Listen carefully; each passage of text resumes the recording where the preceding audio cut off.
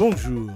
L'industrie touristique des Caraïbes a été son moteur économique. C'est le plus dépendant du tourisme au monde, selon le Conseil mondial du voyage et du tourisme et l'Organisation mondiale du tourisme des Nations unies. Pour certaines îles, les experts ont également noté que le tourisme représente plus de 40% du PIB, le produit intérieur brut.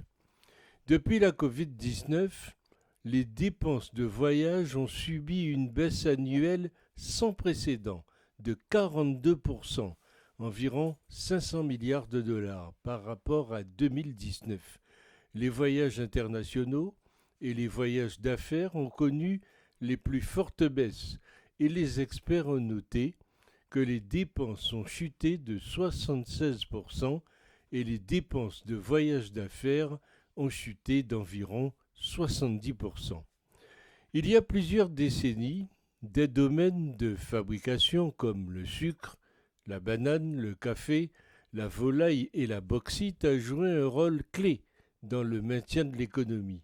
Ces emplois étaient l'équilibre entre l'économie des services qui fournissait ceux qui établissaient la classe moyenne. Malheureusement, beaucoup ont été vendus à des investissements étrangers, ont déménagé ailleurs à cause de la mondialisation, d'autres n'étaient plus à des prix compétitifs, recevaient de meilleures incitations fiscales, une main-d'œuvre moins chère, certains ont plié en raison d'importations massives, d'une mauvaise gestion ou d'une production réduite.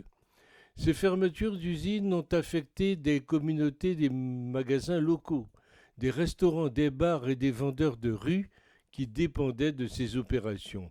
Il a augmenté le chômage, la pauvreté, les inégalités et élargi l'écart entre les nantis et les néants, en particulier pour les îles dominantes des Caraïbes comme Trinidad et Tobago, Haïti, la Dominique, la Jamaïque, les Bahamas et d'autres parties de l'Amérique latine qui cherchaient déjà un coup de pouce économique. La pauvreté et les inégalités ont augmenté, quel que soit le côté politique au pouvoir. Il semble qu'aujourd'hui, plus d'organisations caritatives demandent des aides plutôt qu'une plateforme pour créer de l'innovation pour la prochaine génération. En plus d'une économie fragile, les communautés locales crachent un virus économique en plus de la Covid-19. La pandémie a mis la gouvernance de la région sous la loupe et a exposé la fragilité de la main-d'œuvre et des pauvres. Pendant des décennies, il semble que les dirigeants aient joué au poker où personne ne connaît le résultat de la main tendue, attendant et promettant une main plus fiable à chaque cycle électoral depuis l'indépendance de la domination coloniale. L'Organisation mondiale du tourisme s'est réunie pour discuter d'un partenariat mondial coordonné sur l'impact du coronavirus sur les voyages et le tourisme dans le monde, mais selon les rapports, on peut se demander qui est à la table pour les pays pauvres. Avec l'augmentation du coût de la vie à l'échelle mondiale, la pandémie reste imprévisible. De plus en plus de jeunes sont infectés dans la région et meurent.